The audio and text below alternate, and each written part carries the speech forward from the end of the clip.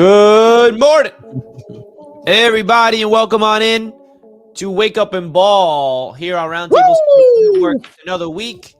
Wow, it's another week here. March 24th. Time is flying through the off season. We've got through, 2 full weeks of free agency now in the NFL. Baseball season starts officially this week. Spring training is all wrapped up. We got real games coming up.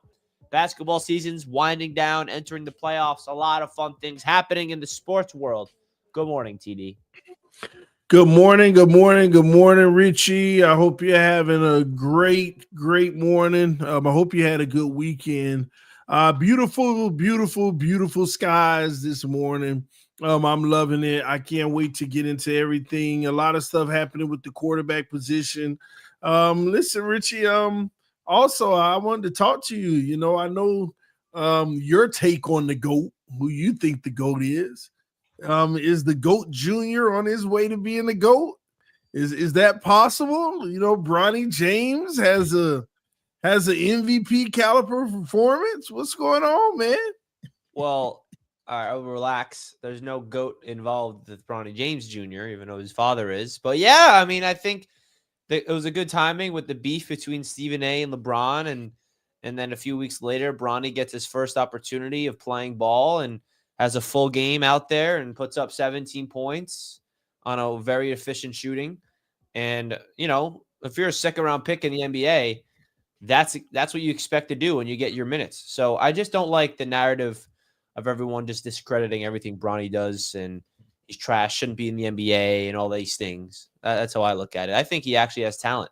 And even though there's no win for him. If he goes out there and plays like that, it's like, oh, yeah, well, it's not even that good, bro. Or if he plays trash, yeah, he shouldn't be in the league. So I don't think there's any winning scenario for Bronny James. You don't think there is a winning scenario? Yeah, no matter what he does. I mean, he looked good. This is a second-round pick, putting up 17 points, 4 boards, 3 steals, and a block as a rookie. This is his first action in the NBA, really getting some – I think he has really good shooting ability, and his defense also shows that it could translate to the next level. He also almost crossed up Giannis in one game, but just lost the handle at the end. I really wish he got that. That would have been cool. But what's your thoughts of it since you're such a James family hater? Yeah, I'm not a James family hater. There you are. Listen, the kid, man, he gotta keep his confidence going, and he gotta, be a better defender, so that he can have the time to, maybe work his way into being a nice rotation player in the league. Maybe even his peak one day is being, 6th man of the year one day. I don't know. Nah, that ain't even there. But here's the deal, man. Hater.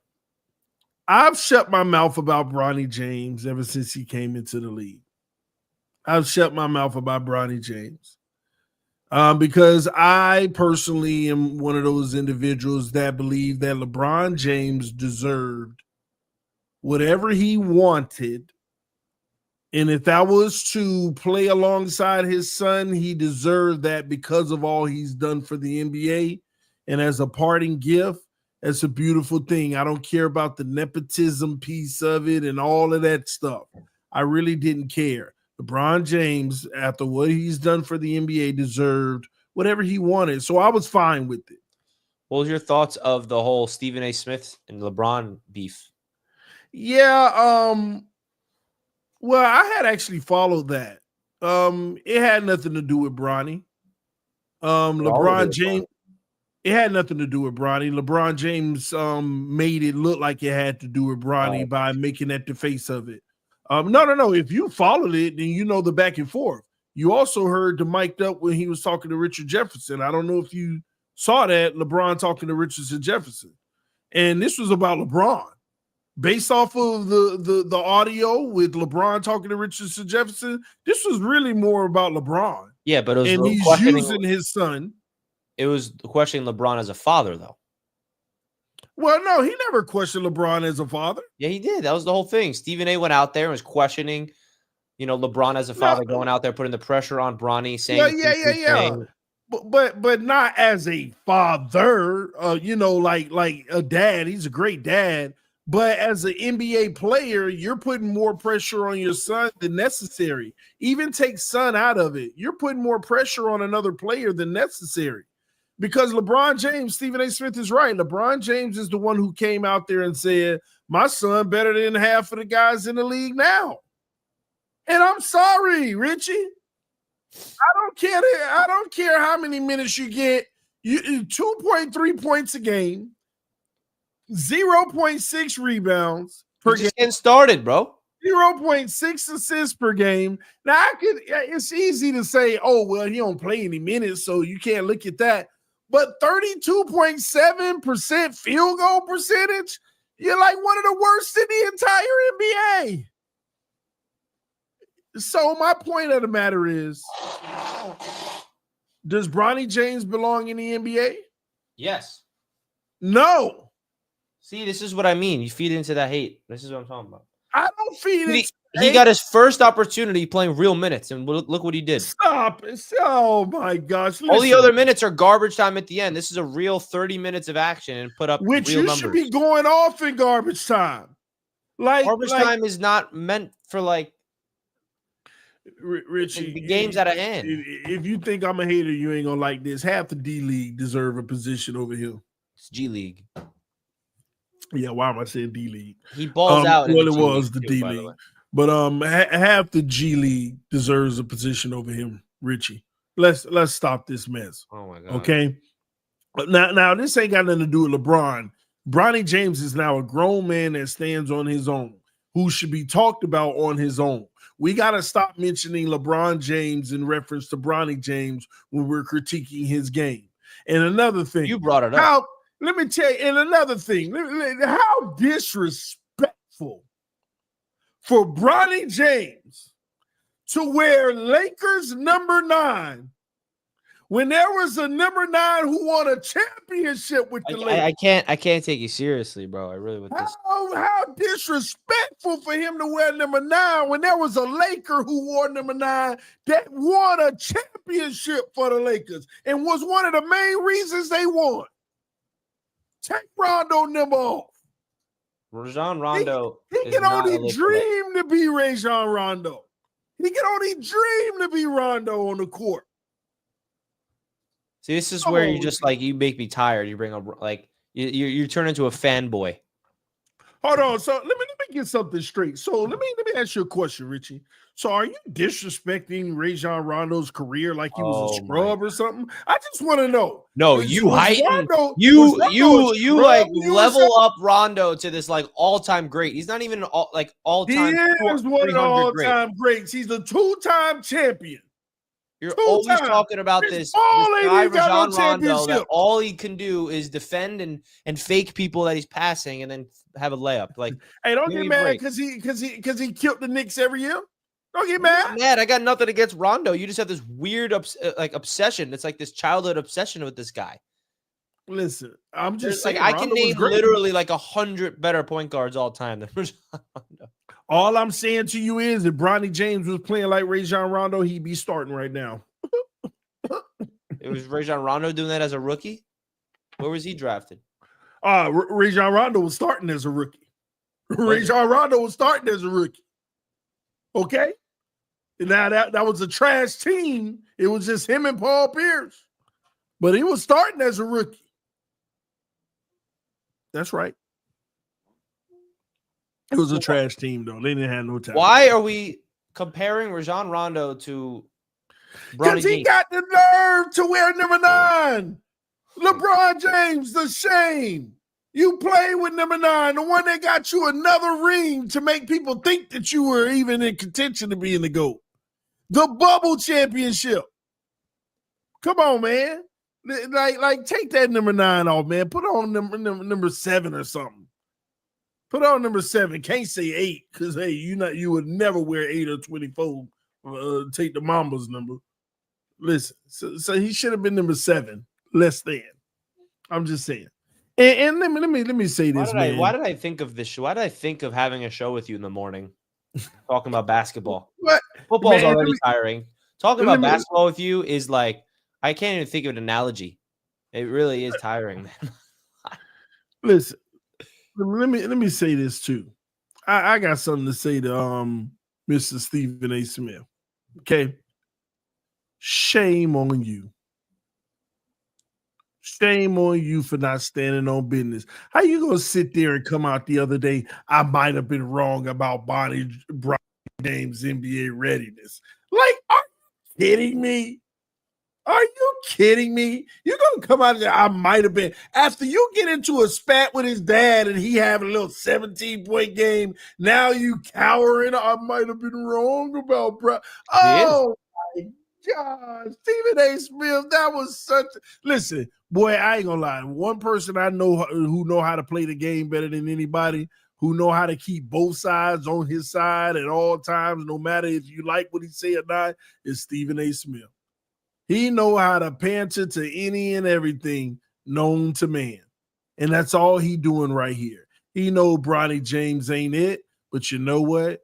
You're fresh off of a fight with LeBron and fresh off of 17 points. Let me soothe it over and make people a little happy. I might have been wrong about Bronny. Oh my gosh, I can't. This is what I mean. You started off giving him credit, and now you're going into the hater realm, bro. No. Let me tell you something. You want to know who gets a little bit of credit?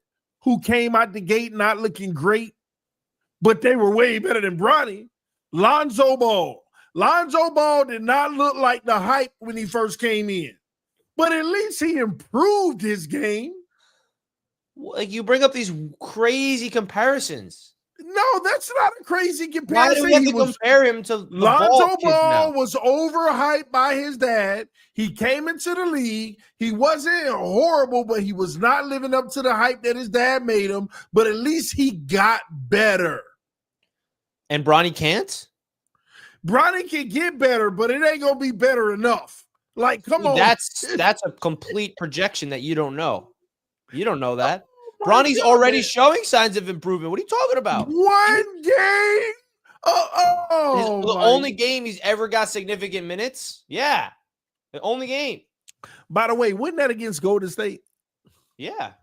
With Draymond out there faking turnovers into Bronny's hands and stuff like that. There we go. This is what I mean, man. You know Draymond.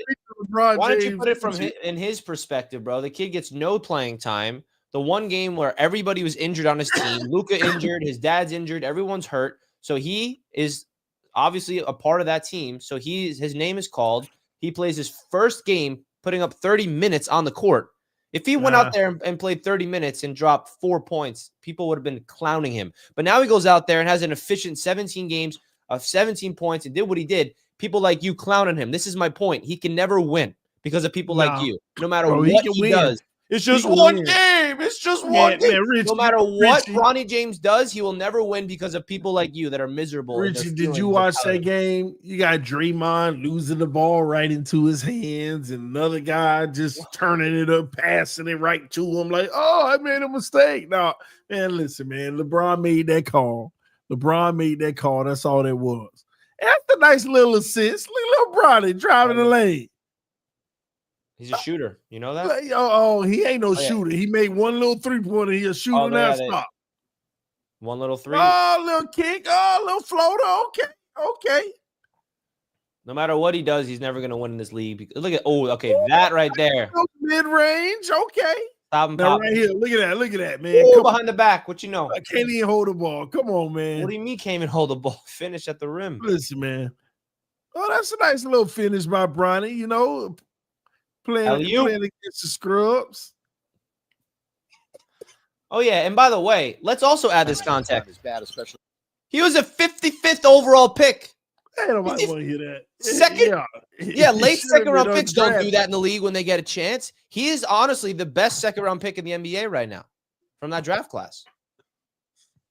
And that's my point that people try to say he shouldn't even. No, what do you mean you can't? It's a fact. He is not the best second-round pick in that draft. The other guys just not getting playing time, and LeBron making sure he get playing time with the Lakers. Exactly. Bronny's not getting playing time either, and he finally did. Look what he did. Richie, if LeBron James wasn't his daddy, he would have never seen a court this year. And that's the point. You're hopping on that narrative, and you're taking away, take LeBron James' father out of it, who his dad is, and look at it objectively as a basketball player. He's playing the best basketball out of the second-round picks. This is my point. If he was not LeBron James' son, and we take LeBron out of it, he's not even in the NBA. That's the point, Richie. Okay, but now let's go look at what he's doing in the NBA, and he's playing better than his peers. He's only getting better than his peers. No, he's not. No, he's not. He's only playing better than his peers is because his daddy is making sure he get playing time. Otherwise, he wouldn't be on the court. He's not getting playing time unless his team is hurt. Everybody was injured that game. He's not like he's getting minutes every single game. His dad has nothing to do with it. So how you going to hold the other guys, the second-round picks, that guys aren't hurt that's not getting playing time? Some of them are playing, and they're trash, and they're stuck in the G League, and they can't get on the court. Richie. My point is, people say he doesn't even belong in the league. When he gets his opportunity, he actually plays well, and you're feeding into the exact trap that I said. No matter what he does, he will never win because of people like you. Richie, no matter what he does, it's a lose-lose for him. We've had plenty of people come from the G League. It's a lose-lose for him because you're so in your feelings of your hatred for LeBron that you always have those hate goggles for his son. Yes, it does. The hate goes right into his son, bro. There's so many players fresh out of the G League that come and drop 25 easily. Bro. It happens all the time. Like, come on, man. Discredit everything that he's going to do, no matter what. If he goes out there and puts up 25 and 10 or something like that, you'll still figure out, yeah, well, his dad is the reason why he's even getting on the court. Richie, you give me 30 minutes, I'll put up 15. I mean, I'll put up 15. You're not even analyzing him actually playing a good game for once. I am analyzing him. Any second-round pick in this league, especially late second-round picks, that go out there and play that way is a very big deal in the NBA. Speaking from a Knicks fan, whenever the Knicks draft somebody in the second round and they go out there and have any type of impact, that's a really big deal. No second-round pick is supposed to play that well in the NBA when given the opportunity. And that's my point. Since his name is Bronny James, he shouldn't be in the league, and it's got to turn into this giant thing instead of actually looking at objectively. Remove his name from Bronny James. You just watch that, and you say, this is a 55th overall selection, a second-round pick. This guy has potential. But the fact that he's Bronny James, people discredit everything he's going to do. And that's my point. That's unfair to him. Richie, it's one game. And it actually wasn't it actually wasn't Golden State. I think that was against the Bucks, must be. Yeah. You're feeding into the you really like the masses, man. You love hopping on the masses narrative bandwagon. That's what I've learned with you. No, I don't. I got my own about it. Let me tell you something, Richie. I have my own opinion. Yeah, with Dolphins maybe, but outside of that, no. I got my own opinion about it, Richie. And at the end of the day, Bronny James is not an NBA caliber basketball player. But you don't know that. And that's the thing. And that's the thing. People like you, and no offense, and people like me, I don't know anything. You don't know anything. Like, you're saying that like you know anything. Like, who are you to say that? That's my point. Hey, who are you? You know what I always say, Richie? Justification does Tony Dow to say that with so much confidence? Richie, I have the same amount of justification as somebody who says that he is going to be a good NBA player. The same justification, but guess what? The one thing I've learned about everybody's opinion is that time always tells. It always tells, Richie. Yeah, okay. And you're literally out there saying that you're just... And 5 years from now, well, you know, eventually he may get his shot. Watch what I tell you. I know a baller when I see one. I know a baller when I see one. And... I'm sorry. But no matter what he does, even if he becomes a good role player off the bench and puts up like 8 points per game and has that type of trajectory as an NBA career, you'll always say he's not good, shouldn't be in the league, and he's not good enough, even though there are people in the NBA today that have impacts off the bench and puts up similar numbers and can be on winning basketball teams. So, like, my point is, no matter what he does, you will never give him the credit, no matter what he does in this league. And that's my point. People like you will always find escapes to discredit his name and say he never belonged in the league. He did this bad in college. His dad is LeBron. It's only that's the unfortunate part, the shoes that he's in because of people like you. That's all my point. No matter what he does, it's going to get judged like you. That's just not true. And that's Yeah, unfair. That's unfair to people like me, Richie, because you're making an assumption now. You're making an assumption that if I see this kid come out there and get a significant role off the bench where he puts up 8 points a game, 3 rebounds, 3 assists, whatever, a solid stat line where he only plays like 12 to 15 minutes a night, and he's a role player in the NBA, that would be phenomenal. Because I'm saying that he doesn't even belong in the league. So if he's able to, well, that's my point. I think if that happened, you're saying you won't do it now, but at the time you'll switch. You'll switch and move the goalpost. You'll be like, he's off the bench. He can't even be a starter. He's not even good enough to start. Why would I move a goalpost for somebody who I felt that shouldn't have even been drafted? Why would I have an expectation of him literally being in the starting lineup? I don't see a starting lineup ever in his future unless somebody hurt and it's just to get through some games. So, listen, if he ever starts, I'm totally wrong. If he ever plays a significant role where he can average 8 points off the bench, 3 and 3 rebounds, assists, however you want, 4 and 2, 3 and 3, 5 and 1 rebound to assist combination, I would be wrong as well. But don't give me 4 years from now and he never peaked over 5 points a game and barely gets 1 or 2 rebound or assists a game, and he's only playing 6-7 minutes. No, my point exactly. You wasted a roster spot.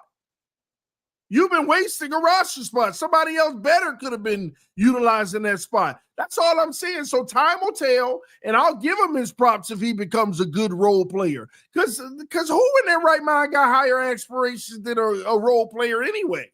So you're not going to see him become a role player, and I'm like, well, he ain't no starter. No, because that was never the expectation. I mean, how can somebody have an expectation of him being a starter when they don't even believe he belongs in the league?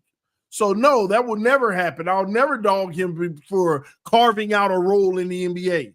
But right now, from what we've seen so far and the evidence that we have so far, he ain't carved out nothing, and he ain't doing nothing.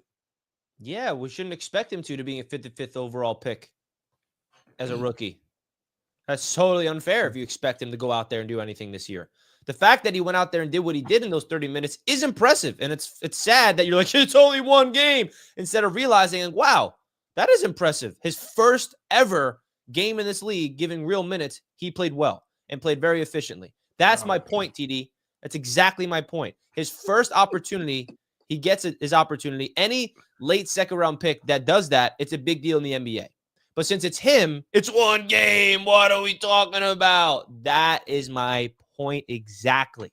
Since his name is Bronny James, he'll never succeed in the narrative in the NBA media-wise.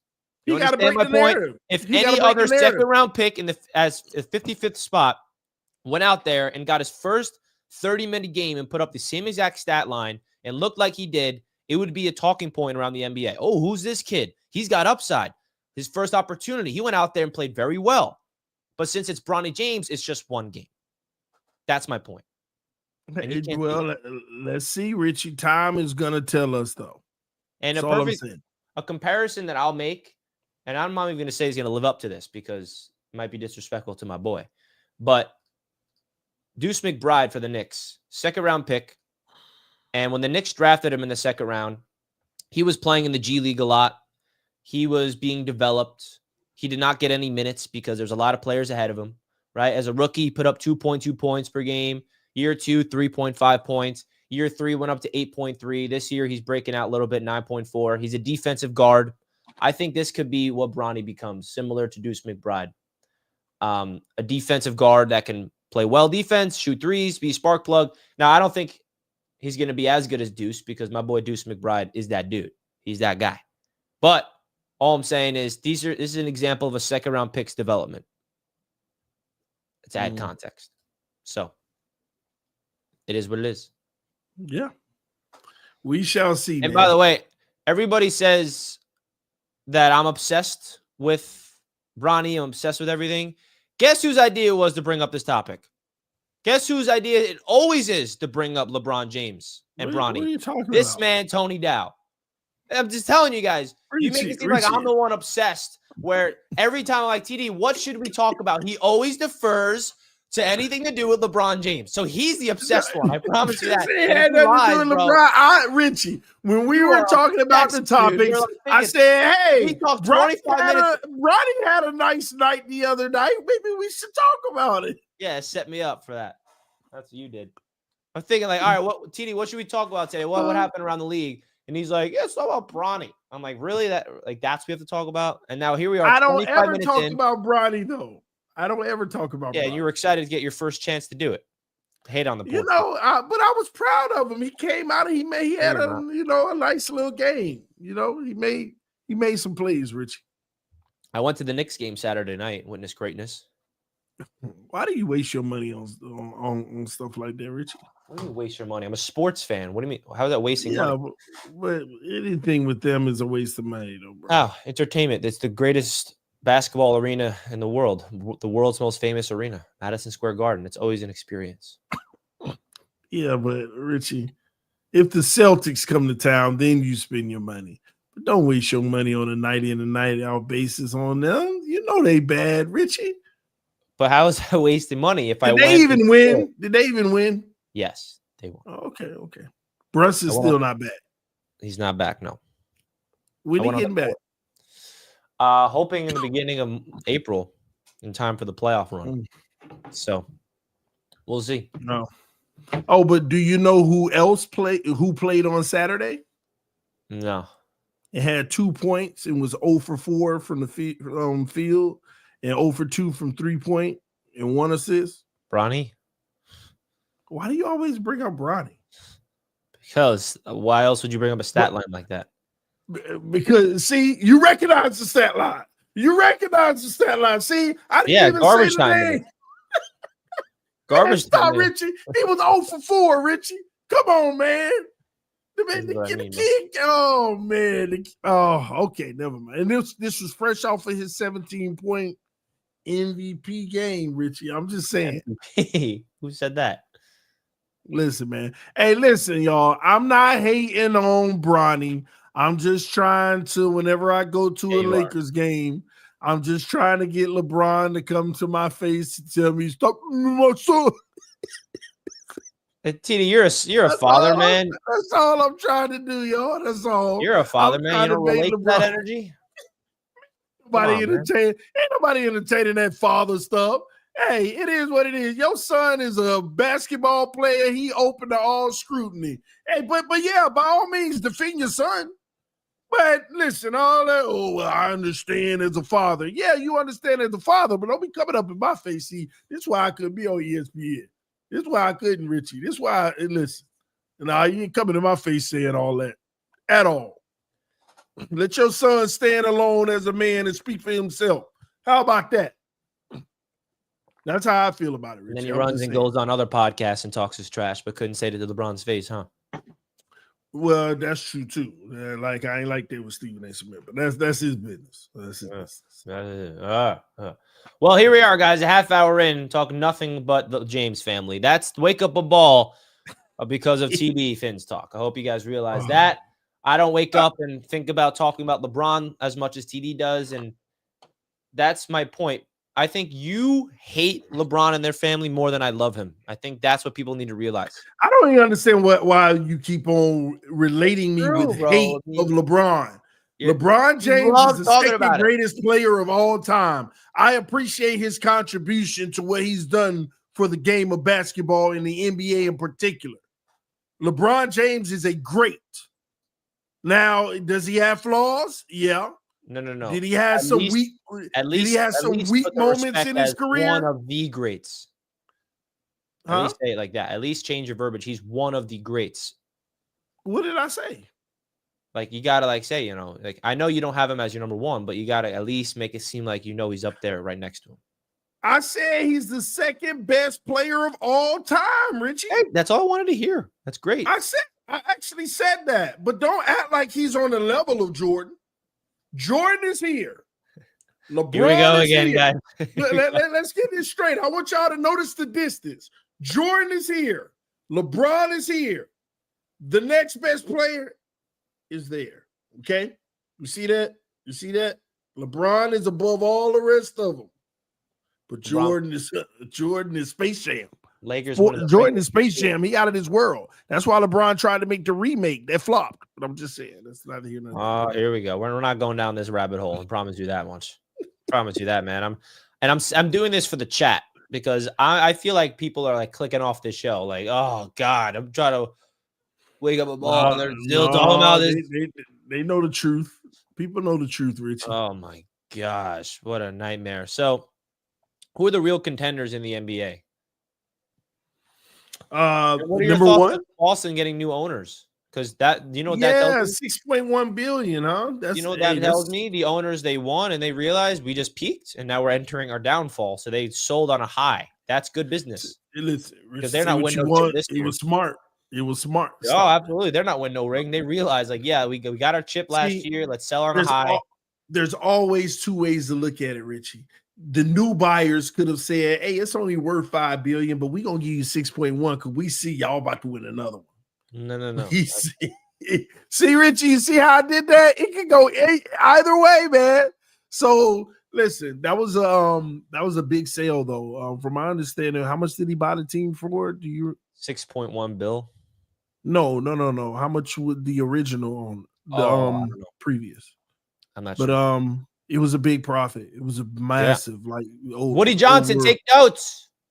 Over $5 billion profit just to buy the team. And it's what I be telling people, man, like with investing, man, like the NBA, NFL, sports teams, that's where it's at.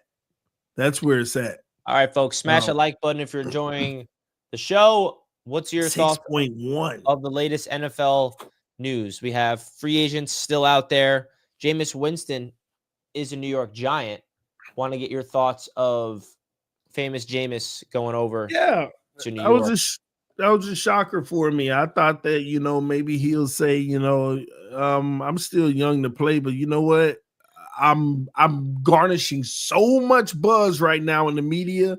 Maybe I go to the media early. But you were right, Richie. He not done playing. And you know what I realized? Me and my wife, we were grabbing lunch. You know what the lady at the counter told me? What's that? You look like Jameis Winston. I said, Lord, I hear that all the time. And I said, and I told my wife, she was like, you know what, you do. And then I was like, I said, I don't look like him. He looks like me. I'm older than him.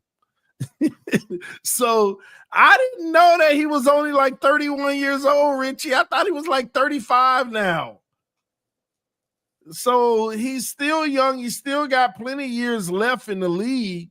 So, yeah, man, he's going to be playing football for a while, being a backup journey. He's a journeyman. He's an official journeyman.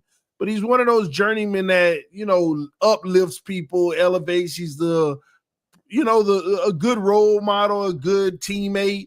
But you know what my wife reminded me of, and I didn't even remember, which was crazy. She was like, but didn't he disobey his coach or something like that once? Like the coach told him to do something and he said, no, I'm not, or something. I said, you know what? You're right. They were supposed to end the game or something, but he wanted to help one of his teammates get an incentive, so they ran the play anyway. But that goes to speak, man. He like looking out, he's a locker room guy. He, like, everybody's gonna love him. He's gonna do what's best for the team. Even if it's stepping on the front office foot. But Giants, there's no expectation here. And again, we don't even know if he's going to start, Richie. We don't even know, because there's also reports that the Giants are still looking to bring in Russell Wilson potentially. That makes no sense. You bring in a rookie, a young guy with Jameis, not another veteran. But what if they miss? What if they can't get their rookie? What do you mean? They can. They have a whole draft. to get him. Yeah, but what pick are they? Number 3, but they can also draft somebody in the second round. I mean, there's a lot of quarterbacks. Yeah, but maybe they don't like them. Maybe they don't feel like another quarterback is the future. They need a franchise quarterback, Richie. Well, luckily the Jets got Justin Fields. Well, you all need one too. So do you. This ain't about us right now. Oh, yeah, it is. Oh man, here, but we'll see if they bring Russell Wilson in. This is actually crazy to me. And then I see this news article that comes out that why is it that 3 AFC East teams are all looking into Stephon Diggs, including the Buffalo Bills again? Oh, Richie, Tyreek Hill changed my life being a Dolphin. And then TD responds, didn't change ours. Wish you had an elite QB in Miami. This is the real TD Fins talk, man. Your thoughts of this? Why don't you elaborate? What did you mean by that? No, they had put a post up saying, 3 years ago today, Tyreek Hill was traded to the Miami Dolphins for 5 draft picks. And he responded to the tweet basically right here saying, "Changed my life. Thank you." Yeah, here it is. And this is what I try to tell Dolphin fans. Yeah, it did change his life because he has, from a financial standpoint, it definitely helped. It did change his life. $30 million a year. He's gotten that for 3 years so far, with another year coming. Basically, the Miami Dolphins, when it's all said and done, will have given Tyreek Hill $120 million. Of course, that changes someone's life, and it didn't change ours as Dolphin fans. It didn't. Why is that? Tyreek, and this is another thing, Richie, and I'm so sick of seeing this graphic. Look at Tyreek with Mahomes versus look at Tyreek with Tua. It's like the most dumb argument ever to me because his numbers with Tua are way better, by the way. But where's the winning? So you don't have an elite quarterback? No, we don't. You can force feed a guy all you want all day, but that doesn't equal winning. You could make somebody look better than they are all you want, but it doesn't equal winning. Like, I would take a 1,000-yard in here calling you out that you're a hater. You Tua hating? No, I'm just being honest. You know it. I'll take a 1,100-yard Tyreek Hill any winning over a 1,700-yard Tyreek Hill any day of the week. You're not winning throwing the ball to Tyreek Hill 1,700 yards. And this is what Andy Reid and Patrick Mahomes was saying when Tyreek Hill was complaining, saying that he's not being utilized properly. He wants more targets. And Patrick Mahomes, as classy as he is, an actual elite quarterback, said, I hate that he feels that way, but, in this offense, it's not about one guy. We get the ball to whoever's available, whoever's open, whatever is best for the team. It's not just focused on trying to force feed one guy, get one guy involved. It's whatever comes with the flow of the offense. And that's the type of offense that wins Super Bowls, not getting the best receiver and trying to force feed them all day. It wins you nothing. So what's your thoughts of this? These are all rumors about this is what I was talking about. Apparently, the 3 AFC East teams, besides Miami, of course, why would he go to the Dolphins? I mean, that's the worst team in the division. So the Jets, Bills, and Patriots are favorites. I don't really buy into this rumor. I mean, this is coming from an account that just creates nonsense and hopes he's right, throws stuff at the wall, hopes it sticks. But I don't know if you want to deeply analyze it. I mean, the Patriots make sense. The Jets do make sense because we don't have a receiver next to Garrett Wilson. So we do need a number 2. There's a hole there. And then the Bills is a reunion with Buffalo. Do you think there's a legit chance that he goes to the Jets? Or do you think it's more that he's going to New England? He actually had a meeting with them. Or out of these 3 teams, what would be the best fit? Buffalo? It would. Yeah, of course. That's a no-brainer. And this is part of the reason I feel like they came up short in the big game. You had to rely on Mac Hollins, who played well, but still. Yeah, the Patriots signed him thinking he's like this next big receiver they got. Well, yeah, but the Patriots, he would really help them if he's healthy, and back to who he is, he would really help the Patriots and Drake May and what they got going on. The Jets, I feel like it's a waste of time. They got some good weapons and stuff, but Garrett's the primary guy. Like, well, we don't have anybody around him though. That's the problem. Yeah, but here's the deal: Stephon Diggs would be the number one on Buffalo and the Patriots. For the Jets, he'd be a number 2. Yeah. So, and he wasn't a number 1 in Houston. But I know, because look at what you had in front of him. So, if I'm any of these teams, the Patriots got to put a full court press, get you a Stephon Diggs, and still draft the top weapon in the first 2 rounds. And I'm telling you, the Patriots on paper would be a transformed team, completely transformed. Still probably a year removed from tweaking a few things to get better, but it would be transformed to me on paper. Stephon Diggs? No, if you get Diggs and draft a receiver in the first and second round. Yeah. You believe in Drake May that much?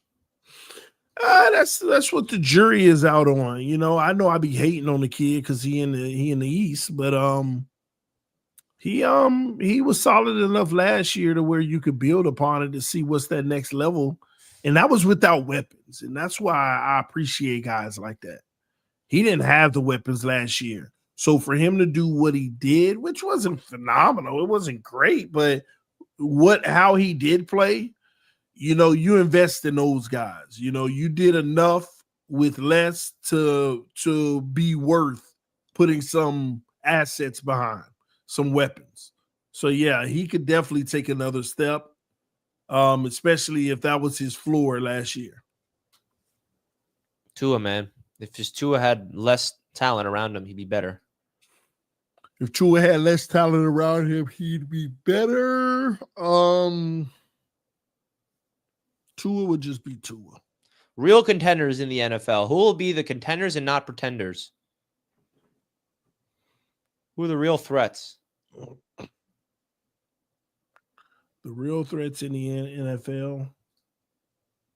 You mean outside of the Eagles, right? You know the whole narrative of last year, who's the next Houston Texans? There's a new narrative this year. Who's the next Washington Commanders? Someone in the NFL media, you know what team they said? Yeah. You saw it? No, but it's probably the Patriots. The Jets. I didn't say it. I didn't say it. It's what the media said. Who said it? Manti Te'o? Former NFL player. Te'o? Is that the one with the whole girlfriend debacle that wasn't real or something? Yeah. Yeah, I'm supposed to listen to that. Hey, bro, he's employed by NFL Network. He's like Good Morning Football, bro. He's got a platform. He's just speaking on it. Oh, man. I forgot. I don't even remember the story, Richie. Wasn't that it was a fake girlfriend and she never even existed? Yeah, I don't know and what. They had a funeral and he sent money for it and all.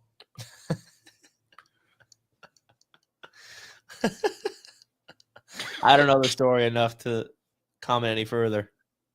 Oh my gosh, I'll leave it alone. So now we're gonna discredit him saying the Jets are the next Commanders. I'm not discrediting him. I just think he's wrong. He's wrong. Because you're a hater. Y'all didn't get better. How do you know? Huh? How do you know? Richie, how did you get better? Aaron Rodgers is better than Justin Fields. How do you know that? You want to see it? Here, you brought in a discounted version of DJ Reed. All right, let's listen. Manti, who is the 2025 version of this story. This might cause a little bit of controversy here at the table, guys. KB, Don't look right at him. Don't look at him. I like the New York Jets, guys. I really do. I've always been a fan of Justin Fields. Go on. I've always been a fan about Justin Fields, and I said this yesterday. There is something about a chemistry between a college quarterback and his college receiver. Justin Fields and Garrett Wilson have that connection. They had it at Ohio State, and I have no doubt in my mind that they're going to continue it over there in New York. We see that in Cincinnati. We see that with Joe Burrow and Jamar Chase. It's going to be the same thing. I anticipate it being the same thing. Now, let's talk about what they do have, what they did have for a number of years. They have a really good defense. Aaron Glenn going over there, adding a new flavor, adding just a fresh start. I think that's going to be really good for them. And, oh, by the way, they have a really good running back. A lot of people ain't talking about him.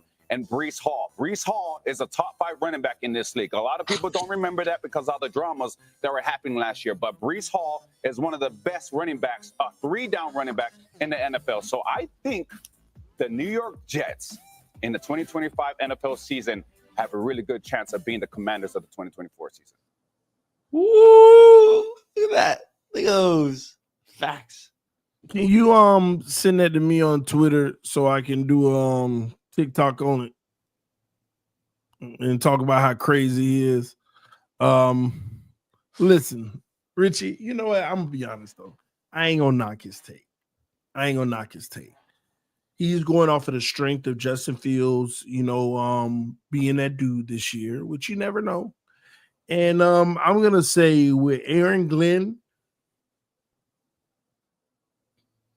you never know.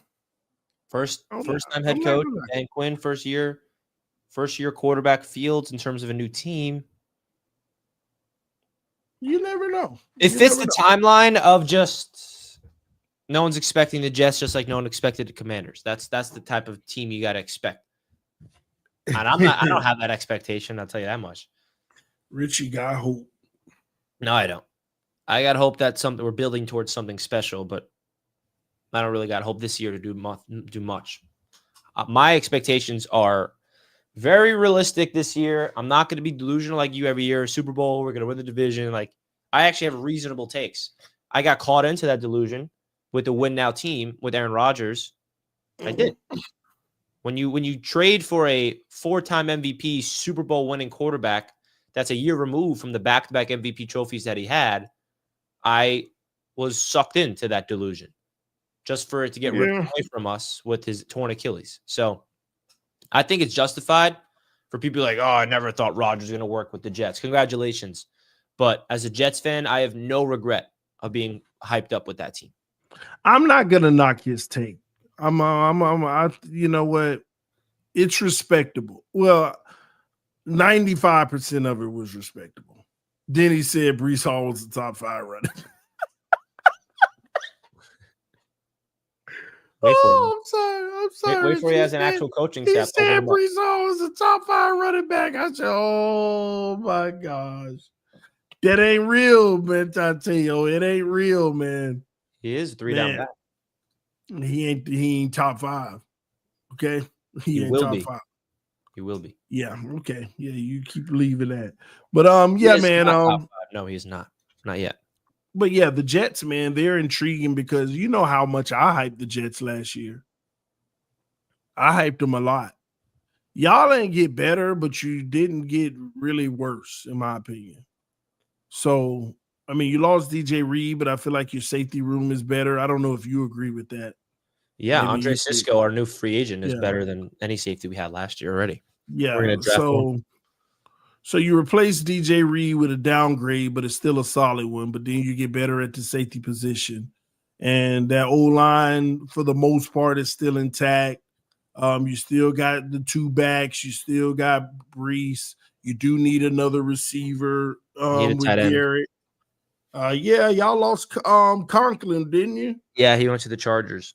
Yeah, I saw that. The Chargers, man. I saw that. So, but yeah, that's it. You know, a tight end, another receiver, and what is it? The linebacking core? No, we have 2 starting linebackers that were good. Quincy Williams and Sherwood we extended. It's more deep tackle. D tackle next to Quinnen. Everybody need a D tackle. Another safety would be beneficial. And right tackle. We're in the same boat. When you look at the Jets at pick number 7, the big debate is between the best offensive lineman available to be our starting right tackle, who is a right tackle, or that freakish tight end, Tyler Warren, to be a weapon. So we're back to that weapon or protection. Weapon or trenches is what Jets fan base is debating for that pick. So we'll see. With all these great receivers, you go tight end over receiver? Well, the tight end is so unique because Tyler Warren isn't just your tight end. He can block. That's the thing, and that's why I love it. I guess I'm talking more so like on a move down. Yeah, I love Tyler Warren because he can block, he can run routes, he can run the wildcat, he can get the handoffs. I mean, he's such a unicorn. But I wanted to finish off the show with something else I wanted to show you. This is a clip from a podcast that they played a game, and I feel like we should play this game one day. Would you rather T. Higgins edition, right? So they're all basically listing receivers around the NFL, and then you would say, would you rather have T. Higgins or this receiver? So let's listen in, and there's a reason why we're doing this. This is Would You Rather, T. Higgins edition. Congratulations, champ. You earned that contract. But first name up, Garrett Wilson. Garrett Wilson is better at everything. Give me Garrett Wilson. I don't know about everything. Everything. But I think Garrett Wilson is better. I would take him. Man, imagine Garrett Wilson at Joe Burrow. He had 1,800 yards last year. Give me Garrett. Devonta Smith. I'm taking T. Higgins. I'm taking Smitty. Smitty does everything better. Devontae Smith and Garrett Wilson, kind of like the same archetype of player. I think I'm gonna go with Devontae Smith here. Oh, you guys crazy. Smart man. They look at the numbers too much. They don't realize the ability. Jalen Waddle. Oh, T. God. Higgins. T. Give me Higgins. But talk about looking at the numbers. Smitty does everything better. Oh, that's so interesting because when he's healthy, he's one of the ones. Next name up, Malik. So, DD, This is my point. When you have delusional Dolphins goggles on, you think Waddle over Garrett. But you see unbiased NFL takes without hesitation. They all took T. Higgins over Waddle. Whereas Garrett Wilson was over T. Higgins in their perspective. So I just wanted to provide that just to add context to the narrative around the league. That's not context. The perception around the NFL of the differences in these wide receivers. That's a true lie and a false fact, Richie. Yes, it is true. That's what they said. That is a fact that's what they said, but it's also a lie and it's false. And you're not qualifying it. You say you want to add context, but did you hear what he said at the very end before they moved on? What? Healthy. He's one of those ones. See, when you think of Waddle, you're going to always not really think of him healthy. He's always on the field playing hurt or not on the field. T. Higgins is injured too, so that's but again, Waddle when he's healthy is better. Waddle's numbers. I mean, you know what, Richie? But that's the thing. They're not looking at numbers. That's why he asked, but Waddle has better numbers. Yeah, but player two, but we're not talking numbers. We're talking about eye test receiver. And here's another thing that we're not talking about. We're going to really compare T. Higgins with Joe Burrow when Waddle has Tua? Yeah, well, Joe Burrow has Jamar, T. But it doesn't matter. It's Joe Burrow. Okay. We're talking about wide receiver, the way they run the routes. That's the thing. They're not looking at stats. They're looking at wide receiver football. Yeah. Not looking at numbers. Waddle's that dude. He got a quarterback that doesn't help him look like it, and then he always banged up, so he don't do it enough. He don't show it enough. My point is, they said Garrett Wilson immediately, and all of them agreed, and then Waddle gets brought up. Has Garrett Wilson been injured? No. All right, then. And that's going to be a knock on him instead of that. No. It's not a knock. It's not a knock. I'm just saying that he gets to display it more frequently and more like. And here's another thing. But you know what else Garrett has to deal with? Thank you, JT. 8 quarterbacks he had to deal with. Listen. 8 quarterbacks, 8 different in 3 years. You're just going to discredit that? Like that's Guess what? I'll one up you. Waddle's had to deal with probably 10 quarterbacks. No, he hasn't. Two of them been hurt almost every year he done played, and it's been a different quarterback every year. He done had to deal with Ryan Fitzpatrick, Teddy Bridgewater, Jacoby Brissett, Skylar Thompson. What's his name? Huntley. Snoop. Huntley. Man, White. and it's several more. It's more, Richie. Yeah, done but had that's to my deal point. with You several can't use too. that. You can't use that excuse for him. But because guess what? Garrett has it Waddle's mentally. first 3 years were better than Garrett Wilson's first 3 years. No, it wasn't. That's a fact. Don't look it up. See, that's Where's what Waddle's, you don't want to do. Where's Waddle's Rookie of the Year award? I don't see that in his trophy case. Oh my gosh, you gotta be kidding I don't me. see no Rookie of the Year award. And You need Waddle's. to stop it, Richie. Stop. See, this is proof. I like this take from William. Waddle's a stud, but Garrett is a superstar. It's that true. Garrett's only a stop it, man. Garrett ain't no superstar. Y'all need to stop this mess. Yeah. Y'all think one little one-handed catch done made him a superstar. Odell Beckham was a superstar then. And look how that worked out. Would you say he was a great of all time? No. OBJ, I mean, he fizzled out, but Nope. OBJ was a superstar at that time. Exactly. Is OBJ going to the Hall of Fame? OBJ at the time he made the catch in those years was a superstar. And then he fizzled out. Exactly. Short-lived because you make a catch and get everybody like, oh. Garrett Wilson was that dude before the catch. That catch didn't put Garrett Wilson on the map. Oh. Superstar. That's number one. Garrett Wilson was and already another on the map thing. before that catch. And another thing, boy, let me tell y'all something about New York fans. They are quick because of the market is so big. OBJ, Garrett Wilson, they'll call you a superstar quick because the market is so big. That's why y'all need to stop this mess. Same thing as OBJ. Jalen Waddle, bro, most overrated chest catching, dropping balls in the big moment. All he can do is run fast receiver in the league. Yeah, Waddle has some drops that you don't appreciate, but overall, Like he's still this is the always thing I come back to. What can Jalen Waddle do better at the wide receiver position than Garrett Wilson besides run faster? What do you mean? Name one element to his game at the wide receiver position he can do better than Garrett Wilson besides running faster. Everything. See, that's what you default to because there isn't one. That's the truth. Yeah, it is. Yeah, it is. No, there is not. Everything. Everything. See? My point exactly. You can't name one, so you have to default to everything. Waddle's better. All right. Waddle's a better receiver, though, Richard. Let's be No, honest. he's not. Waddle's better at catching the football, running by defenders. Exactly. Once you get the ball in the receiver's hands, who's better? That's the only thing. Once it's in their hands, who's better? He's got to catch the ball first. He catches the ball, Richie. We talk about one or two drops here and there, and we just Waddle dropping. Look, this is even from a Bills fan. Garrett is 10 times the receiver Waddle is. I wish he was on the Bills. Stop the cap. Straight cap. See, like that's what I need to hear, some unbiased opinions, because I'm trying not to be biased with this Garrett Wilson stuff. I'm really not. Habitual line stepper sent in a super chat. Browns fans called Sanders to Tua. TD, you agree? Browns fan called Sanders to Tua. What does that mean? Called Sanders to Tua. I don't know. What does that mean? You mean compares, or I mean? Yeah, I don't know what that means. Even a Dolphins fan, Wilson is better than Waddle. Why can't you just admit it? Admit defeat, bro. Like last year, I can admit Devon A-Chain better season than Breece Hall last year. Yeah. And right now, as we talk, the better running back.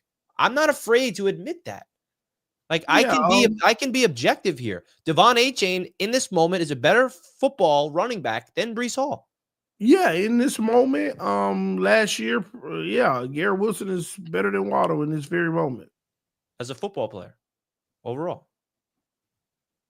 He had a better season.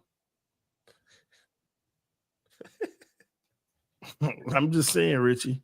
The chat knows Waddle can turn nothing into a touchdown.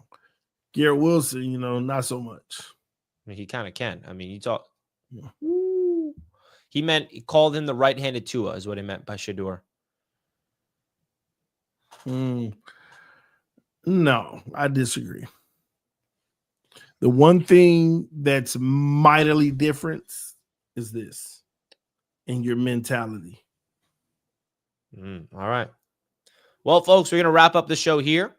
We will be live on 4th and Forever later today at 2 p.m. to give you all your NFL fix across the NFL world. We appreciate you all tuning in. Don't forget to like the show on your way out. Over 100 people watching live this morning. We appreciate that big time. Any final words, Tony Dow?